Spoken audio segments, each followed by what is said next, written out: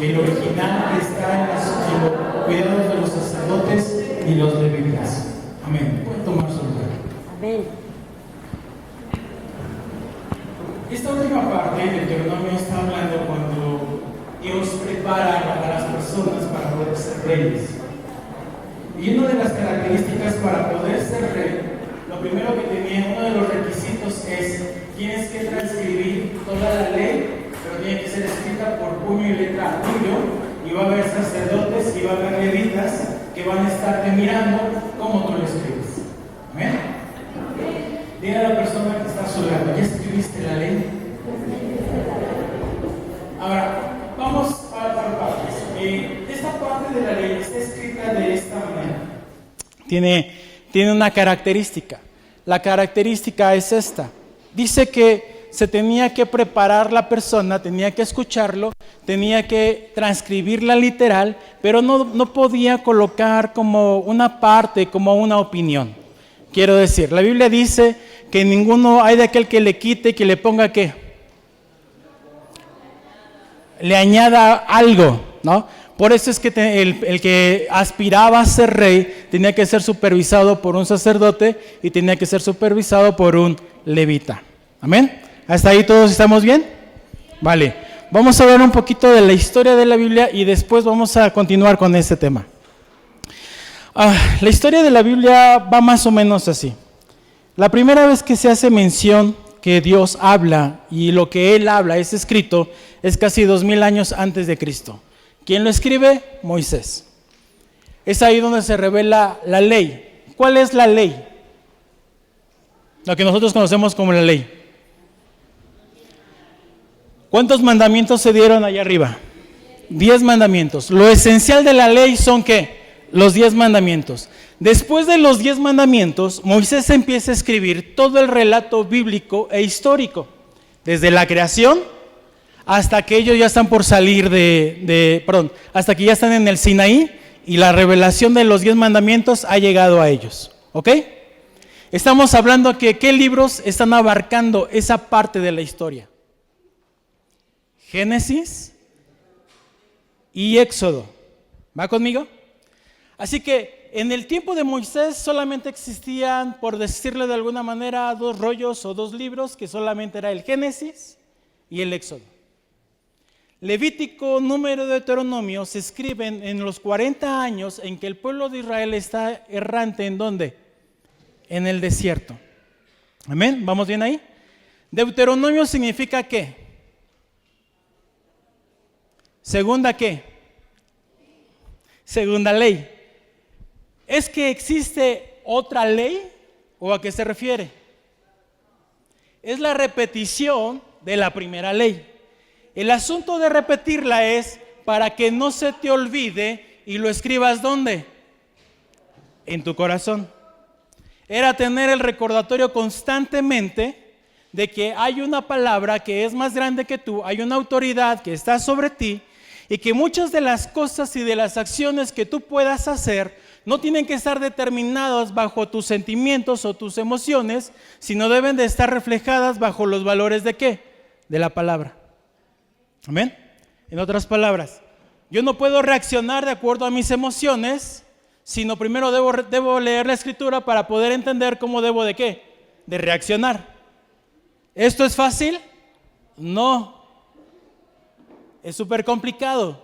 ¿Por qué es complicado? Porque cuando te dan en una mejilla, ¿qué es lo que quieres hacer tú? Quieres poner la otra pero morada de tu prójimo, ¿me entiendes? Pero la escritura te dice, Deuteronomio capítulo 28 te dice, si tú guardas y haces guardar esta ley que está aquí, todas estas cosas ¿qué? Diga conmigo, todas estas cosas ¿qué? Te alcanzarán. Diga conmigo, me alcanzarán. Una vez más diga, me alcanzarán. Una vez más diga, me alcanzarán. El asunto es, tienes que ser obediente y guardar la ley para que la bendición de Dios pueda venir sobre ti. Pero ¿cómo podría venir la bendición de Dios sobre mí si yo no he guardado la ley? O es más, te la voy a poner así. ¿Cómo podría venir la bendición de Dios sobre mi vida si yo no he leído ¿qué? La Biblia. ¿De dónde me puedo yo basar para agarrarme y decirle a Dios, tú has dicho, si todavía no lo leo? Amén. Recuerda que hay unos cuates que están endemoniados y llegan y le dicen, nosotros te venimos a liberar en el nombre del Dios del que habla a Pablo, ¿recuerda? ¿Y qué les dijo el Espíritu? A Jesús lo conozco, a Pablo también, pero ¿a ti qué? Eso es exactamente lo que a veces queremos hacer. Bendícenos, pero no conocemos nada de lo que Él pide acerca de nosotros. Amén. Así que diga a la persona que está a su lado, lo importante de esto es que tú conozcas la ley. Amén. Con el paso de los años, con las guerras, con las destrucciones, surgen acontecimientos y sucesos en donde la ley de Dios es destruida o la ley de Dios es borrada. Ejemplo de ello es cuando está Jezabel. ¿Recuerda a esta mujer? ¿Qué es lo que hizo Jezabel en el tiempo en el que reinó? Destruyó todos los altares a Dios. Y al destruir los altares de Dios, puso sobre esos altares donde se adoraba a Dios, estableció altares a otros dioses. ¿Qué hicieron con la palabra? La enterraron. Pero siempre, diga conmigo, siempre hay un remanente que está constantemente guardando o está escribiendo. Y algo que es súper interesante es esto. En aquel tiempo la forma de relatar la escritura no era solamente leyendo, sino era algo que habían aprendido de memoria. Y aunque habían aprendido de memoria, nunca le añadían su opinión personal, sino era exactamente tal cual Dios había dicho que tenía que suceder. ¿Va conmigo ahí? Así es que hay un rey, este rey se llama Josías. Cuando empiezan a quitar todos los altares y empiezan a quitar a aquellos dioses, dentro de que empiezan a escombrar o arreglar el templo de Dios, dice que encuentran un rollo. Cuando él encuentra el rollo, bueno, no él, sino las personas a quien él manda a limpiar, le traen el rollo y él lo empieza a leer. Y lo primero que empezó a hacer el rey fue desgarrar sus vestiduras. Mi pregunta es, ¿por qué desgarró sus vestiduras? Desgarra sus vestiduras por lo siguiente, porque cuando él empieza a leer la Torá, o el Pentateuco, o los 5 primeros libros de la ley, cuando él empieza a leerlo, se da cuenta que todo lo que están haciendo actualmente no se parece en nada de lo que Dios les había dicho que tenían que hacer. ¿Amén? ¿Amén? Ahora, sígame conmigo en esto. ¿Cómo es posible que tú estás haciendo cosas que a tus ojos son agradables, pero cuando lees la escritura no se parecen en nada agradable de lo que Dios está pidiendo? Porque los conceptos y las ideas que ellos adquieren están determinadas a un tiempo, un lugar, un espacio y con las personas que están a su alrededor. ¿Va conmigo? Así que en el ámbito, en el momento, de eso voy a hablar un poquito más tarde, en el que se está moviendo el rey, hay un concepto, hay una forma de hacer las cosas. Pero la forma de hacerlas se hacían porque no había una ley. No es hasta que la ley aparece que se da cuenta y empieza a cambiar absolutamente todo. Empieza a establecer otra vez la forma del reino en Israel. Y de hecho la Biblia dice, hay una profeta, le dice, híjoles, hemos pecado tanto que Dios nos va a destruir, pero tú, rey, que has decidido buscar a Dios, rasgaste, lo primero que hiciste cuando te diste cuenta fue rasgar sus vestiduras. Dios te va a perdonar a ti, pero la generación que viene después de ti va a sufrir todo lo que ha de venir. Amén. No lo digo yo, lo dice la Biblia, ¿va? Entonces hay procesos, hay tiempos en los que la palabra de Dios vuelve a aparecer y la intención de la palabra es poner ¿qué? Orden en la vida de las personas. Diga conmigo, orden. Una vez más diga orden. Hay un lapso en la historia en donde no hay, la palabra parece que ha desaparecido. Hay unos hombres que existieron 200 años antes de Cristo. Estos hombres se llaman los esenios. ¿Alguna vez ha escuchado hablar de los esenios? Ok. Los esenios son fundamentales para nosotros por lo siguiente, porque ellos fueron los encargados de reproducir todo el Antiguo Testamento. Quiero decir pues esto: los esenios eran hijos de sacerdotes, pero que no trabajaban dentro del templo y ejercían el sacerdocio, sino que decidieron alejarse del pueblo, de las personas, para poder escribir y servir a Dios. Los escénicos tenían esta característica: todos los días se levantaban y por lo menos tenían que lavarse o purificarse 3 veces al día. Esta purificación tenía que ver lo que nosotros entenderíamos después como el bautizo. ¿Cómo es esto? Ellos tenían unas especies como de tinas o albercas, y en aquellos lugares el agua se tenía que preparar, pero el agua venía del cielo. Así es que ellos cada año preparaban la forma para que el agua que descendía del cielo llegara exactamente hacia las tinas o las piletas o ¿qué dije? Las albercas, para que esa agua nunca haya sido tocado por el hombre, sino que esa agua venía de parte de Dios. Ellos lo entendían de esa manera. Así es que todos los días, antes de hacer sus actividades y antes de comer y antes de entrar a escribir, ¿qué creen que hacían? Iban y se lavaban. ¿Por qué se lavaban? Porque para ellos era súper importante ser puro, porque lo que estaban a punto de reproducir o que estaban a punto de escribir no era una cuestión personal de saber qué sale, sino era súper esencial. Es decir, quiero hacer la voluntad de Dios, quiero escribirlo de la manera tan perfecta, ser tan santo, ser tan puro, que no haya algo en mí que pueda transgredir lo que estoy escribiendo. Amén. Ese era el concepto y la idea: hacerlo constantemente, todos los días lo hacían, de tal manera que cuando entraban ellos a la pileta, por decirlo de alguna manera, o la alberca, había 2 escaleras, una por donde ellos entraban y otra por donde ellos salían, para que no se contaminaran con los que iban entrando. Ellos fueron los encargados de escribir los rollos del Mar Muerto. ¿Alguien ha escuchado hablar de los rollos del Mar Muerto? Ok, ellos lo escribieron. Y ellos fueron los encargados de guardarlos. Había 2 cosas que ellos hacían muy bien. Hacían muy bien las vasijas y hacían muy bien la miel. Y yo no sabía que la miel que ellos utilizaban y que hacían no era miel de abeja, sino era miel de dátil. Eso está interesante. El asunto es ellos crearon vasijas, y cuando crearon las vasijas pusieron los rollos dentro. ¿De qué estaban hechos los rollos? De piel. ¿Piel de qué? De cordero. Prácticamente lo que ellos estaban haciendo era una especie de tatuaje, por decirlo de alguna manera, porque escribían sobre la piel. La intención de eso era que perdurara. Perduró tanto que ahorita les voy a decir, lo cual se me hace asombroso, y ahorita vamos para allá, cuánto es el tiempo que duraron esos rollos intactos. ¿Cómo es que aparecen? Aparecen aproximadamente en el año 1945, 1946. Si se escribieron 200 años antes de Cristo y aparecieron en el año 1945-46, ¿cuántos años pasaron? Un chorro de años, ¿no? El asunto es que lo que ellos hicieron, déjeme platicarle toda la historia.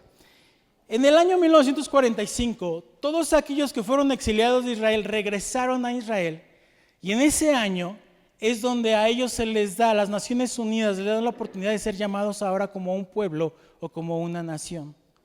No es coincidencia que ese mismo año es cuando encuentran los rollos del Mar Muerto. Esos rollos le dan fe y legalidad que la Biblia que usted tiene en sus manos es exactamente la misma que se escribió hace más de 2000 años. Y yo no sé usted, pero para mí eso es impresionante. Cuando se descubre y se empieza en cuestión de la traducción, cuando encuentran esos libros, se dan cuenta que solamente cambian una que otra palabra, pero es exactamente lo mismo. Amén. Ahora, en el año 100 después de Cristo, es cuando empiezan a surgir los primeros libros del Nuevo Testamento. Amén. Los libros del Nuevo Testamento, Mateo, Marcos, Lucas, Juan, no se escriben no se escriben después de la muerte de Cristo. Pasan tiempo para que esos libros puedan darse a conocer. Amén. ¿Va conmigo ahí? Y es hasta el año 325 que se hace un concilio. ¿Ha escuchado hablar del concilio? ¿Cómo se llama? Concilio de Nicea. ¿Va conmigo ahí? Es hasta ese año en donde líderes, gente importante dentro del cristianismo y gente importante dentro del mundo de los judíos determinan qué libros van a entrar dentro del canon y qué libros no entran dentro del canon. Antes de esta fecha había otros libros que se les conoce como libros apócrifos. ¿Amén? ¿Va conmigo ahí? Vale. Después de este concilio se quitan esos libros y se quedan solamente 66 libros. Ahora, ¿cuál es lo impresionante? Si ya nos habíamos dado cuenta que el Antiguo Testamento ya había sido escrito en hebreo, ¿cuál es lo importante del Nuevo Testamento? El Nuevo Testamento, lo más importante es que hay muchos testigos que ven a Jesús sin ser cristianos. Y son ellos los que dan fe y legalidad de que vieron a un Jesús andar en la tierra y hacer milagros sin tan siquiera estar comprometidos con Jesús o comprometidos con el cristianismo. Y uno de ellos es Flavio Josefo. Me encanta lo que dice Flavio Josefo. Y dice, y yo vi andar a un Juan el Bautista, le decían, y a un Jesús de Nazaret en la tierra. Aunque no escribe de más, pero él termina dando fe y legalidad de, yo lo vi, yo estuve ahí y yo lo presencié. No solamente son los testigos de aquellos como Mateo o Marcos o Juan quienes caminaron con él, sino otros testigos. Lucas no caminó con Jesús, pero Lucas dice, en su libro comienza, he decidido escribirte a ti porque he investigado a profundidad y te voy a enseñar todo lo que hizo Jesús. Si tú quieres saber cómo Jesús hizo las cosas, tiempo, día, año, etcétera, lee Lucas, ahí está. Él se encarga de escribir todo eso de manera cronológica. ¿Va conmigo ahí? ¿Ya se cansó? Dígame que no. ¿No? Vale, me sigo. Eso es la parte histórica. Ahora, hay algo que me impresiona en la Escritura. La Escritura tiene el poder de trascender y de no cambiar, no mutar. Cuando Dios crea y hace su creación, Génesis capítulo 1, verso 1 dice, en el principio creó Dios los cielos y la tierra. Hay cosas que Dios crea, pero hay cosas que Dios forma. Dios creó todo aquello para que nosotros pudiéramos habitar, pero la única parte en donde dice la Biblia que Dios formó fue cuando tomó del polvo y nos dio ¿qué? Forma. Me impresiona esto de que Él formó, porque formar no tiene que ver con una creación, tiene que ver con que alguien tomó la delicadeza de ponerle, de quitarle el excedente o ponerle de más o quitarle, porque había un destino para esa cosa que había sido creada, que era el hombre. Así que para Dios, lo primero que hace Dios en la tierra, y una de las cosas que debemos de entender, es que Dios primero crea un propósito y después crea a alguien para ese propósito. Dios creó los cielos y la tierra, pero lo creó porque ya había un propósito, que el hombre viniera y reinara ¿sobre qué? Sobre la creación. Diga conmigo, formación. Una vez más dígalo, formación. Me puse a investigar y la palabra formar o darle forma a algo tiene que ver con esto. Dice, es ayudar a desarrollar las capacidades, conocimientos, habilidades y valores para que alguien pueda alcanzar su pleno potencial.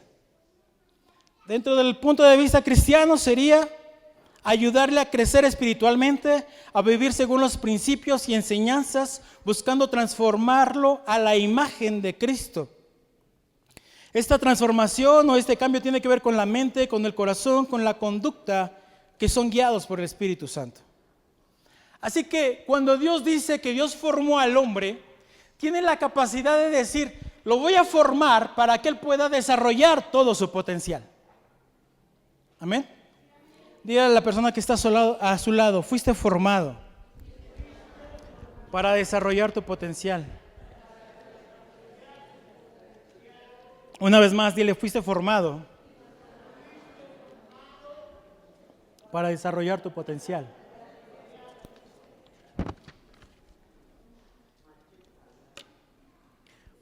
Hay cosas que nosotros debemos dejar a nuestras generaciones para que ellos puedan ser más fuertes de lo que nosotros fuimos. Y las cosas que tenemos que dejarle a estas generaciones son las promesas y la profecía.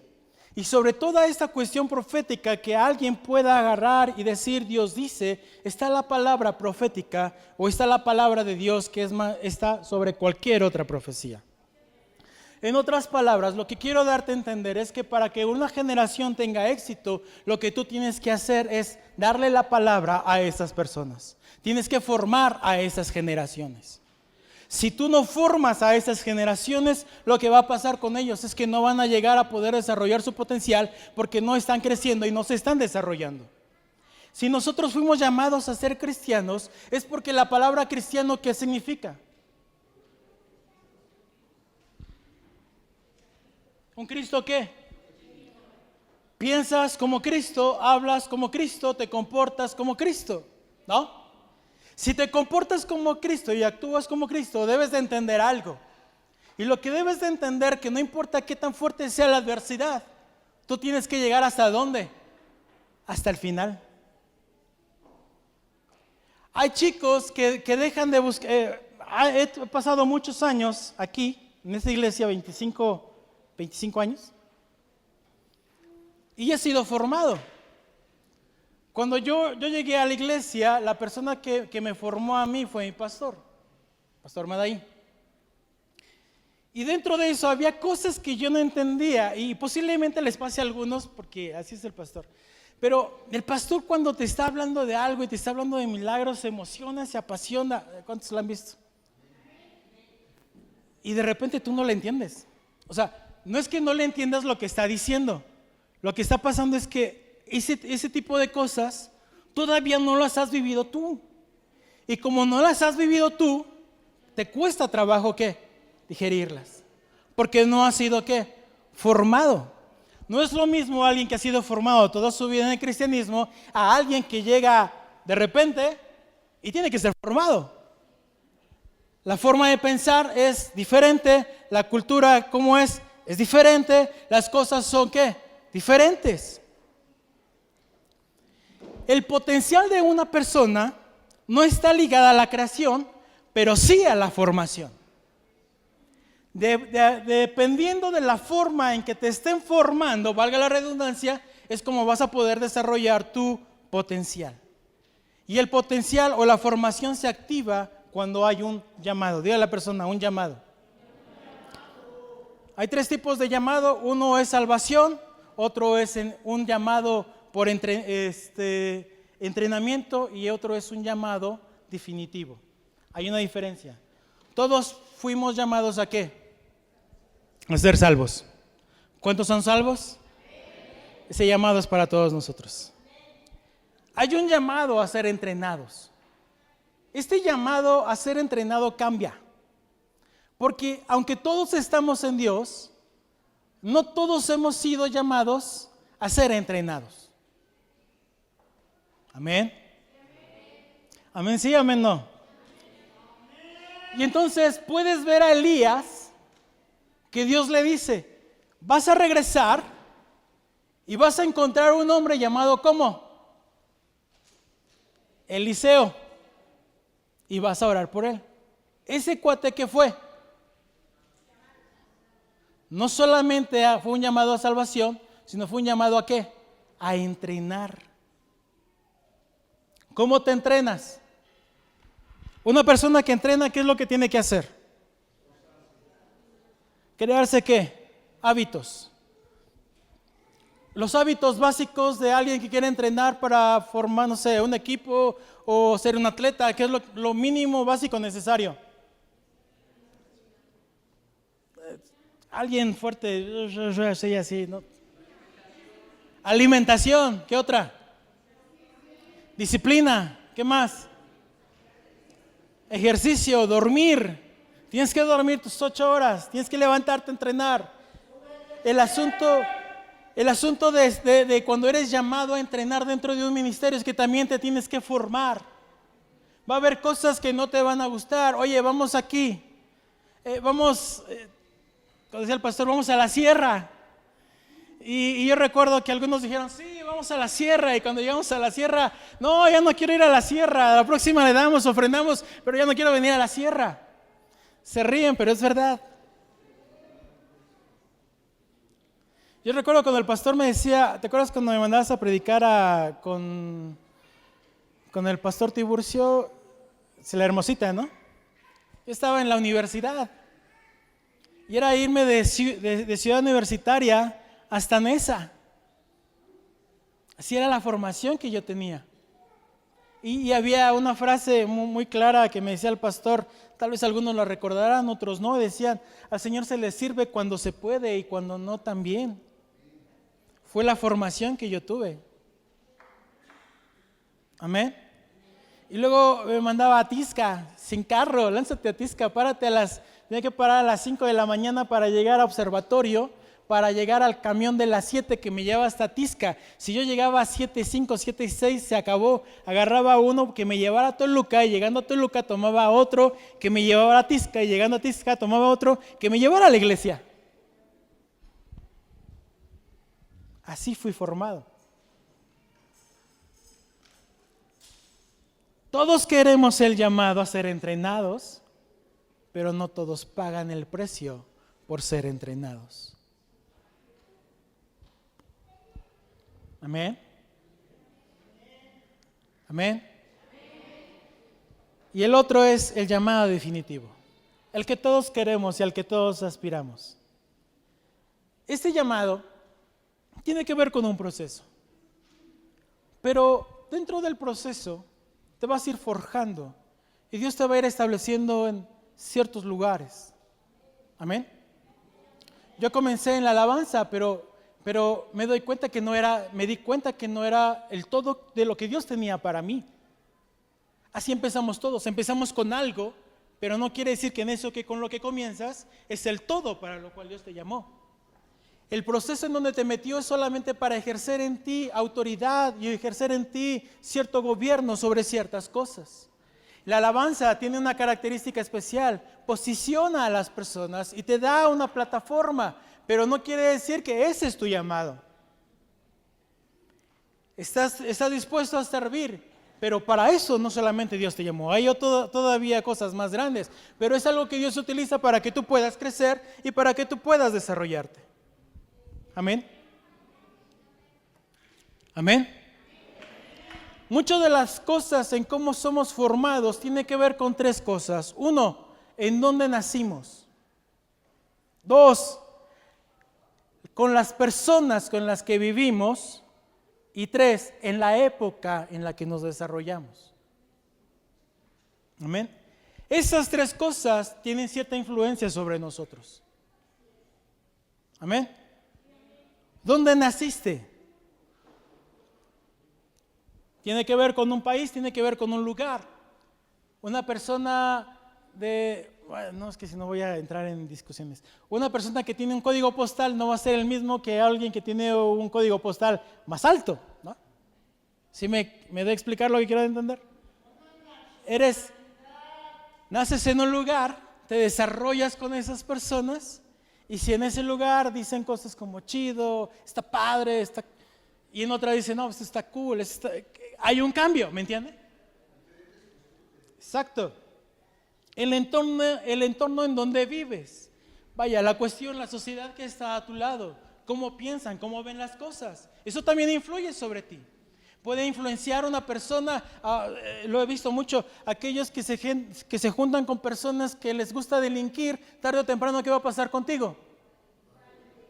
No es lo mismo de las personas que te rodean, de las personas de las que tú te rodeas. Son cosas muy diferentes. Así que esto tiene que ver con las personas con las que tú te rodeas. Y la época también es una cuestión que va a influenciar nuestra vida. No es lo mismo los años 50, los años 60, los 70 a nuestra época. ¿Cierto o no? Amén. ¿Cómo era la música de los 70?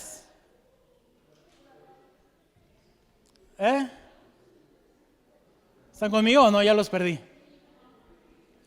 ¿Qué música se tocaba en los 70? ¿Qué música se toca ahora? Y estaba más padre la antigua que la ahora. Pero bueno, esto tiene que ver con algo. Hay una ruta, hay algo que Dios diseñó para nosotros. Y lo que siempre Dios ha visto en nosotros es lo siguiente. Dios siempre estableció, lo primero que Dios creó fue un propósito. Y después de haber creado el propósito, diseñó una persona. No me lo entendió, ¿verdad? Va otra vez. Dios creó primero un propósito y después creó a una persona. Déjeme hacerlo más claro. Después Dios dijo, voy a hacer esto y voy a establecer, voy a crear esto y esto. ¿Quién quiere ser elegido para este propósito? Nadie. Dios dijo, te voy a llevar a las naciones, en ti, lo que dice acerca de Jeremías, mis ojos vieron que tu embrión y te puse sobre las naciones y te establecí como profeta antes de que ¿qué? De que tú nacieras. Yo ya había pensado en lo que te ibas a convertir. Lo que estoy tratando de darte a entender es lo siguiente: si tú estás aquí es porque hay un propósito para tu vida. No hubieses nacido si no hubiera un propósito. Así que cuando Dios dice el propósito está, lo que está buscando es que personas que quieran cumplir el propósito. Amén. Uno de los grandes problemas que tenemos nosotros es que nunca entendemos ni identidad ni propósito. Hay tres cosas que solamente el reino te puede dar: identidad, propósito y destino. Y el problema es que no entendemos ni identidad, no entendemos ni propósito y mucho menos que destino. ¿Por qué no puedes entender estos tres? Porque tenemos un gran problema. Dígale a la persona que está a su lado: el gran problema de no entender identidad, propósito y destino es que no lees. Dile otra vez: es que no lees.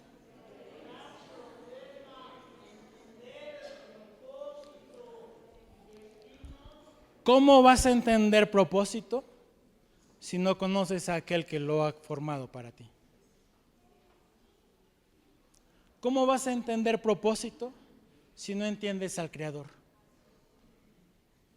¿Cómo vas a entender destino si no conoces a aquel que lo ha formado? Lo que yo te conté de los relatos de la Biblia es para que puedas entender lo sorprendente y lo maravilloso, que a Dios no se le va absolutamente nada. Y que lo que empezó a hablar en el monte Sinaí y que empezó a ser escrito sigue teniendo el mismo vigor este día. Porque Él dice: el cielo y la tierra pasarán, pero lo que yo hablé jamás pasará. Es como si hoy agarraras y dijera, o leyeras la escritura y dijeras: en el Antiguo Testamento Dios se hacía cosas maravillosas, y en el Nuevo Testamento Dios hizo milagros y cosas portentosas, y en nuestros tiempos tiene menos valor las hazañas y los milagros que hizo antes, y ahora tienen menos. Amén. La palabra tiene el mismo poder ayer, hoy y por los siglos. Pero para que la palabra tenga poder, necesita existir alguien que tenga ¿qué? Fe. Porque cuando el Padre buscó, dijo: ¿habrá alguien que tenga fe en la tierra? ¿A quiénes viene a buscar Dios aquí en la tierra? A los que tienen ¿qué? ¿Cómo es que la fe viene al hombre? Tengo que conocer la palabra para que en mí se active ¿qué? La fe. Porque sin fe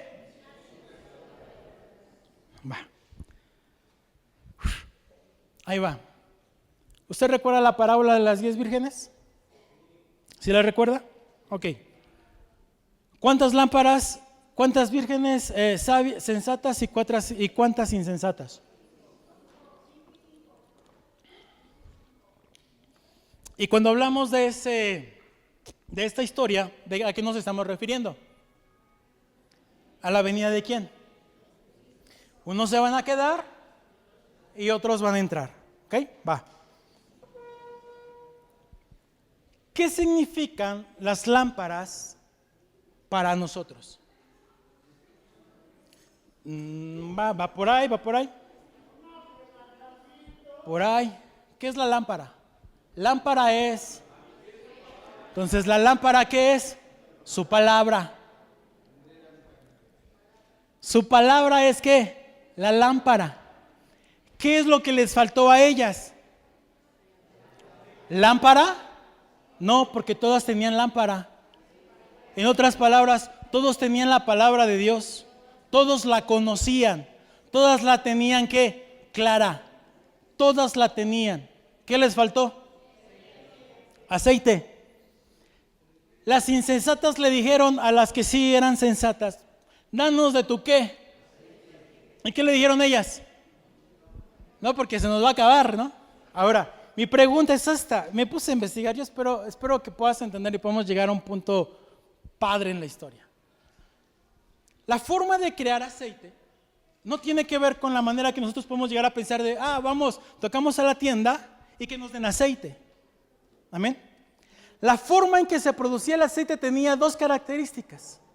La primera es, cuando estaba el árbol de olivo, para no lastimar el árbol de olivo, lo que hacían los antiguos era, tomaban una especie de lona, no sé cómo llamar, un manto, y lo ponían debajo del árbol de olivo.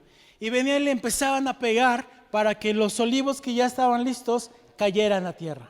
Ese es el primer proceso. Segundo proceso para sacar el aceite de ese olivo era llevarlo a la prensa.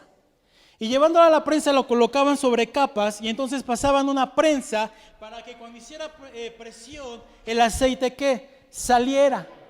Y entonces ese aceite era el que se utilizaba para colocarlo en las lámparas y pudiera alumbrar. ¿Va conmigo ahí? Ahora, el asunto se torna complicado porque para que la aceituna se convierta en aceite, debe haber mucha presión sobre la aceituna. Diga conmigo, debe haber dolor. No es casualidad que Jesucristo, cuando está en su última noche, ¿en dónde está? En el Getsemaní. Si le pusiste a tu hija Getsemaní, lo único que le dijiste es prensa. O sea, eso es lo que quiere decir Getsemaní, prensa. No está padre, pero bueno, el asunto es este. Jesús tiene que estar ahí porque para que el aceite venga, tiene que ser ¿qué? Oprimido. Para que Jesús pudiera soportar lo que habría de venir, tenía que haber una unción ¿sobre qué? Sobre él. Y esta decisión tuvo que ver con una voluntad. No se haga mi voluntad, sino sea tu voluntad. En otras palabras, que cuando nosotros somos llamados por Dios, todos podemos tener la lámpara, pero no todos tenemos el aceite suficiente, porque el aceite es necesario ser prensado. Necesitas adquirir fe, y la fe no se puede comprar. Yo te contaba de mi pastor, ella decía, hablaba y yo veía cómo se emocionaba, etcétera, pero ¿por qué no la entendía? Porque no tenía la misma ¿qué? La misma fe. ¿Por qué no tenía la fe? Porque aunque ella quisiera compartirlo conmigo, hay cosas que yo tengo que aprender y que tienen que ver con Dios y conmigo. No puedes comprar amor. No puedes ir a la tienda a tocar y decir, dame amor. No, es un proceso que tienes que vivir y que tienes que enfrentar. Y para poder conocer el amor tienes que ser ¿qué? Prensado. Si no eres prensado, el aceite no va a salir. Podrás tener mucha palabra, pero no tienes fe ni la experiencia con Dios para que te alumbre todo el tiempo de tu vida. Porque la palabra cobra sentido cuando se junta fe y se junta la palabra. Sin fe, si se te acaba el aceite, es que no tenías la suficiente fe. Y si no tienes la suficiente fe, no estás listo para entrar a las bodas del Cordero. Podrás tener la palabra, porque Él lo dijo. Jesús, en tu nombre hicimos Tenías que la palabra, pero no tienes que fe. Amén. Dile a la persona que está a su lado, ¿todavía quieres ser un llamado definitivo?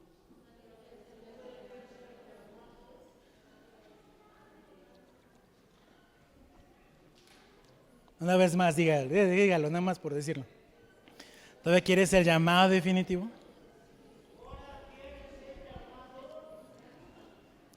Amén.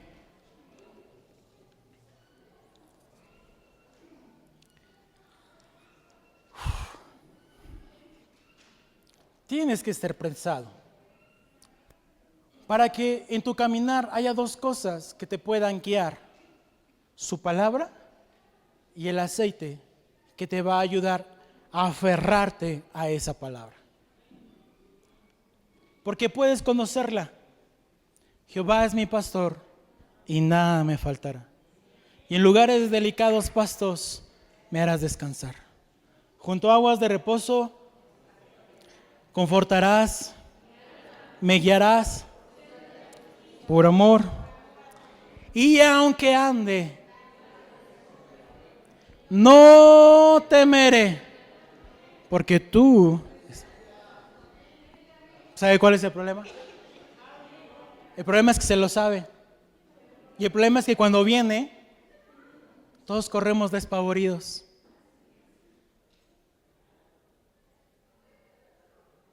No lo sabemos. Pero cuando viene el problema, cuando te está prensando para que en ti venga fe, corres. Hay una historia que me gusta mucho. Ya casi estoy por terminar. Jacob tiene dos mujeres. Una es Lea y la otra es ¿quién? Lea está dolida porque Jacob no la ama. Y se lo dijo literal y puntual. O sea, sí, te quiero, pero a quien amo es a quién. Cuando hace esto, hay un conflicto en el corazón de Lea. Y ella va y ora a Dios. Y estuvo pidiéndole a Dios. Y cuando Dios escuchó la oración de Lea, porque estaba siendo oprimida en su corazón, porque no creo que sea muy padre que te digan eso, ¿no? Estaba siendo oprimida en su corazón. Dios le dice: traeré como respuesta a Judá a tu vida. Judá significa ¿qué? Pero lo que representa a Judá no solamente es la cuestión de la alabanza, sino que Judá es la respuesta a una oración. Judá es la respuesta a la adoración a una persona. Venías con cilicio, pero te irás con ¿qué? Con gozo. Puedes ver a Ana, pero cuando se fue Ana, ¿qué se llevó? La bendición de Dios. ¿Me entiende? Así que, ¿qué es lo que hizo esta Lea? Golpear el árbol. ¿Para que qué? Para que cayera. ¿Quieres que algo de Dios venga a tu vida y te dé fuerza? Tienes que ir y golpear el árbol. Es más, simplemente Dios te pone en posiciones que pueden ser frustrantes para sacar lo mejor de ti. Dígale a la persona que está a su lado: la frustración no es del diablo, es de Dios. Dígalo otra vez: la frustración no es del diablo, es de Dios. ¿Por qué Dios utiliza la frustración en el hombre? Para crear hambre. Cuando las cosas las has intentado y no te salen, ¿qué es lo que vas a seguir haciendo? Intentando. Puede ser que te sientas frustrado, que las cosas no te salen, pero hubo un cuate que quiso hacer la luz. ¿Cuántas pruebas de bombilla hizo para que existiera la luz? Bueno, no creó la luz, sino la bombilla. Muchísimas pruebas. ¿Se detuvo? No. Hubo un hombre que para que los carros existieran, tuvo que hacer caminatas muy largas y decir: ya estoy harto de esto. ¿Qué provocó en él? El crear un medio de transporte. ¿Va? Cuando las cosas no te salen como tú quieres, ¿por qué crees que Dios te mete ahí? Porque cuando hay frustración, pero a la frustración le metes o le sumas la cuestión de esforzarte y luchar, esa frustración más el esfuerzo se convertirá en victoria. Frustración sin esfuerzo será derrota. Pero frustración más esfuerzo te lleva a la victoria. Por eso Dios le dijo a Josué: mira que te mando que te y seas. ¿Me entiende? Porque en los procesos que te meta Dios solamente son para hacerte más fuerte. Amén. Amén. Diga a la persona que está a su lado: no te frustres. Más bien, esfuérzate. Y cuando te empiezas a hacer este proceso, y cuando empiezas a desarrollarte en esto, sucede algo maravilloso. Te das cuenta que para lo que pensaste que tú habías sido creado, Dios te muestra otro camino. Porque dice la Biblia que en medio del desierto Él abrirá ríos. Y los desiertos tienen que ver con nuestra frustración. Pero debes de entender que en medio del desierto Él abrirá caminos y vendrán ríos. Porque Dios no te deja ahí. No fuiste diseñado o diseñada para quedarte ahí. Hay un propósito en tu vida. Y había una vacante que decía: ¿quién lo quiere? Y cuando la vacante salió, Dios dijo: que sea él o que sea ella, que salga a la tierra y que pueda poseer lo que he diseñado y preparado para él o para ella. Yo daría un gloria a Dios por eso, porque es entender que Dios tiene algo grande para mí.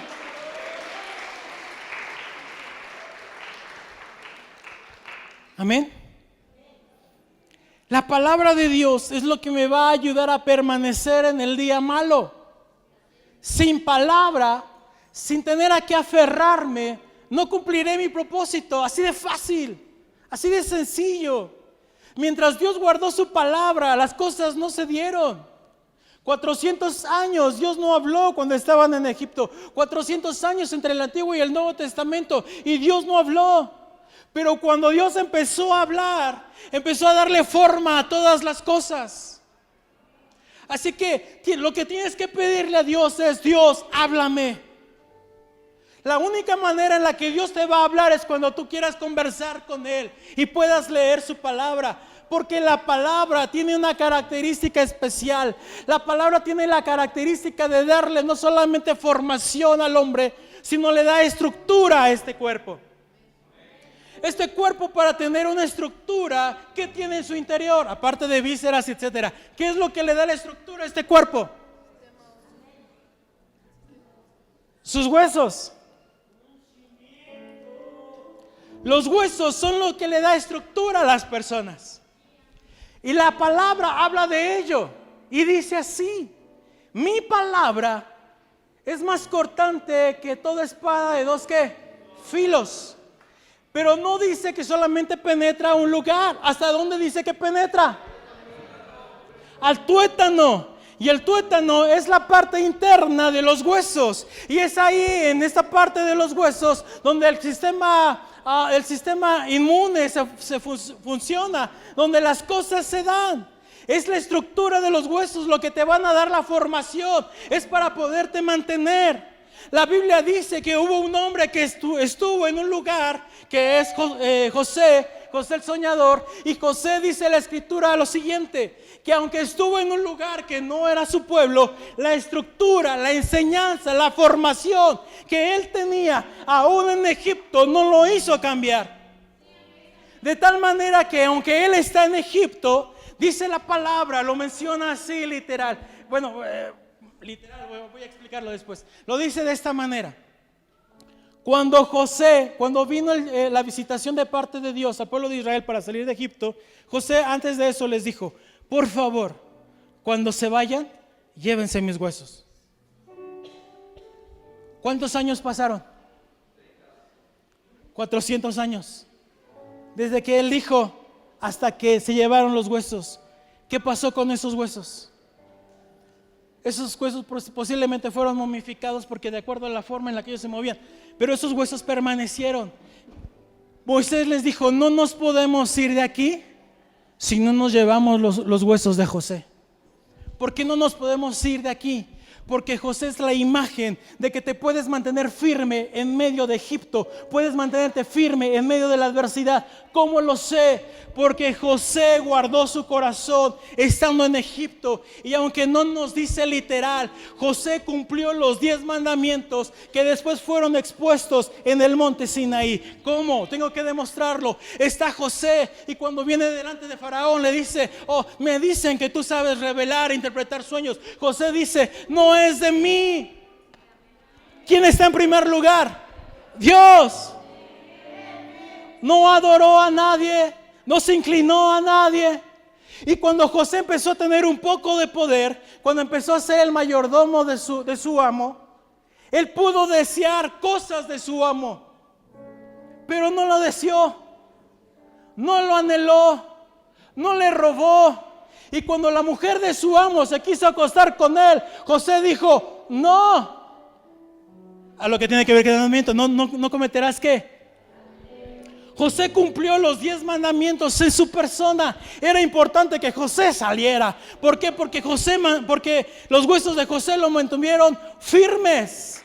¿Qué es lo que debe existir en tu vida? Algo que te mantenga firme. Y lo que te va a mantener firme es su palabra. Para que cuando estés en Egipto, Egipto no te deforme, sino que tú puedas permanecer ahí. Y con esto termino. Dios le dijo a un profeta: ve donde está el alfarero. A ver si puedo. Y observa cómo hace la vasija. Observa cómo la forma. Y dice que se puso ahí y empezó a ver cómo la formaba. Si tú tomas arcilla y solamente pones tus manos en el exterior, no vas a crear una vasija, vas a crear una figura. Porque una vasija tiene que tener algo interno, un espacio, un hueco. Así que ve al alfarero que mete una mano interna y hay una mano externa. Y cuando ambas empiezan a hacer presión, empiezan a darle ¿qué? La forma. Hay algo que tú tienes que entender. Que para tener éxito en esta tierra, la mano de Dios tiene que estar dentro de ti. Y para que la mano de Dios esté dentro de ti, la palabra tiene que estar dentro de ti. Porque cuando venga la presión externa, la presión interna que tú ya has adquirido, porque Dios dijo que tú tenías un propósito, iba a desarrollar tu potencial emocional, sentimental, material. Dios dijo: todo eso te lo voy a dar. Hay una presión interna para que tú no cambies, y hay una presión externa que también va a empezar a quererte deformar. Pero la presión interna tiene que ganarle a la presión externa. Le tiene que ganar, porque lo que Dios ha puesto en nosotros es más grande que lo que está en el mundo. Él lo mete su mano, te empieza a dar forma. Te va a doler cuando Dios quiera darte forma, porque lo primero que va a querer romper en ti son tus conceptos, son tus ideas y son tus formas de hacer las cosas. Es que yo soy muy sincero. Posiblemente seas sincero, pero puedes ser muy burro para decir las cosas. Tienes que hacerlo de acuerdo a la Escritura. La palabra dice: quieres hacerlo, quieres enseñarle a alguien, piensa que cuando te están llamando la atención, piensa que eres tú. ¿Cómo te gustaría que te llamaran la atención? ¿Cómo te gustaría que te reprendieran? Entonces aprende ese sistema para que cuando lo hagas con amor. La palabra tiene la característica de que cuando entra, repito, dice: penetra ¿hasta dónde? Hasta el tuétano. Y conoce lo profundo del corazón del hombre. Aquellas cosas que tú no te atreves a decir por pena, por el que dirá, por todo eso, Dios ¿qué? Dios lo sabe. ¿Me entiendes? ¿Queremos ser cristianos? Yo sé que todos decimos somos cristianos, ¿no? Pero el cristianismo tiene que mudarse, tiene que cambiarse y tiene que verse. Y hay muchas cosas en nosotros que tienen que ser transformadas. Nuestras relaciones con las personas, con los que son casados, sus parejas, padres, hijos, primos, tíos, etcétera, tiene que cambiar.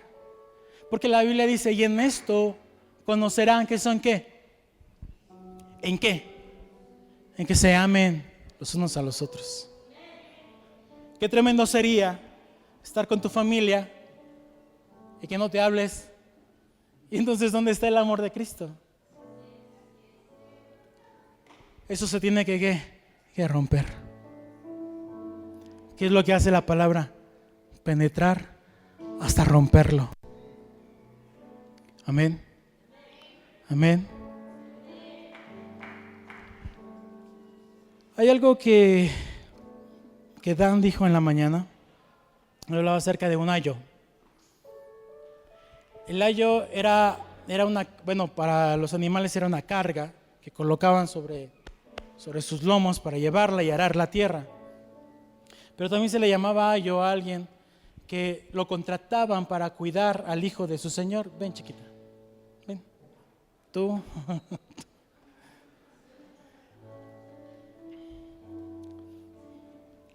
Así que había un señor que tenía una hija. Entonces él contrata un ayo. Un ayo es aquel que va a estar con ella y que no va a estar haciéndole una carga, pero que va a empezar así. Y el ayo lo que hace es mirarla y estar detrás de ella todo el tiempo, todo el tiempo. Regrésate por aquí igual, tantito. Y no está detrás, o sea, no está en una cuestión de hacer algo pesado, pero la está mirando. La intención de mirarla y de cuidarla es protegerla de las personas que le quisieran hacer daño. Y la intención era llevarla de su casa del padre y llevarla a los lugares de escuela o de estudio, o en aquel tiempo las sinagogas, para que ella estuviera protegida de aquí a acá. Amén. Y entonces el ayo es la palabra. El ayo es esta parte que Dios puso sobre nosotros para que si nosotros somos capaces de leerla, entendamos que vamos a ser bendecidos aquí en la tierra. Salimos de la casa del Padre y nos trajo a la tierra. Su palabra no vino a ser una carga pesada para nosotros. Por eso dice mi yugo y ligera. Porque para que puedas entender que la palabra no tiene que ver con peso o hacerte una carga, tiene que ver con que puedas tener éxito ¿dónde? Aquí en la tierra. Amén. Esa es la función del ayo. Esa es la función de la palabra. Pero ¿cómo llegaríamos a eso si no conocemos la palabra? Y usted dirá, hermano, usted dice, pues es que cuando de repente preguntas, algunos te dicen, pues no sé, o no contesto. Mi pregunta sería, sin afán, en verdad, sin afán de lastimar a alguien, sin el afán de provocar vergüenza a alguien, pues respóndaselo usted mismo. ¿Hace cuánto tiempo que no lee la Biblia? ¿Hace cuánto tiempo que no se toma un tiempo para decirle, Dios, háblame? ¿Hace cuánto tiempo tiene que no se acerca a su Creador? Yo sé que la oración lo hace, ¿no? Me queda claro que ora. Pero ¿hace cuánto tiempo no viene con alguien y le dice, oye, encontré esto en la palabra y no lo entiendo, o lo descubrí, o le encontré sentido a algo? ¿Hace cuánto tiempo que no lo hace? Si ha pasado mucho tiempo, yo quiero invitarle a algo este día. Quiero que lo haga. Al final, si lo hace o no lo hace, a mí no me va a beneficiar absolutamente en nada. Pero sé que va a ser bendición para usted.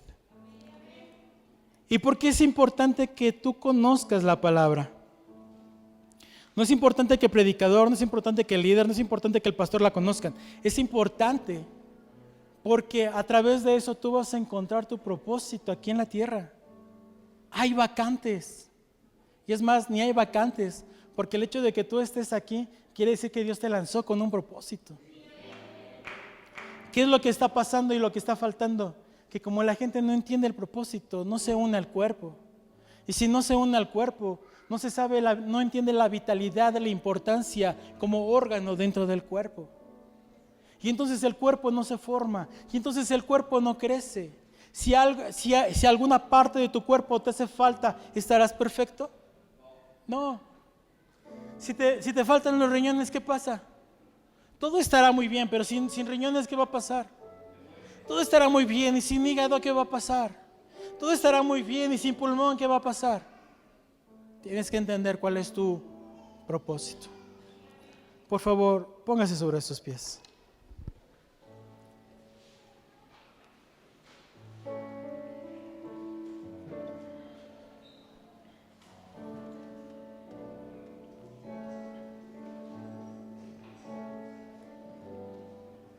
Hay un texto que me gusta mucho, de un canto que escuchamos en un congreso, que dice: tú puedes venir a Dios y comprar sin dinero y sin nada. Y me pregunté, a ver, ¿cómo compras algo sin dinero? Entonces pregunté a Dios, ¿cómo es que tú me dices a mí que puedo venir y comprar sin dinero y sin nada? ¿Cómo puedo hacerlo? Tiene que ver con fe. Porque el que tiene fe sabe que aunque no lo tenga, ¿qué? Ahí está. Aquel que tiene fe, aunque no tiene todo el alimento que requiere, que quisiera, sabe que siempre va a haber, ¿qué? Un alimento en tu vida. Amén. Que tu fe crezca. Cuando Dios te presione, yo sé que no nos gusta que nos presionen, pero aprende ahí. Porque un día alguien vendrá y la fe que hay en ti, le vas a poder decir, sí, y Dios puede hacer esto. Dios puede hacer aquello, porque yo lo viví. Y sé que Dios es fiel, eternamente y para siempre. Cierra tus ojos.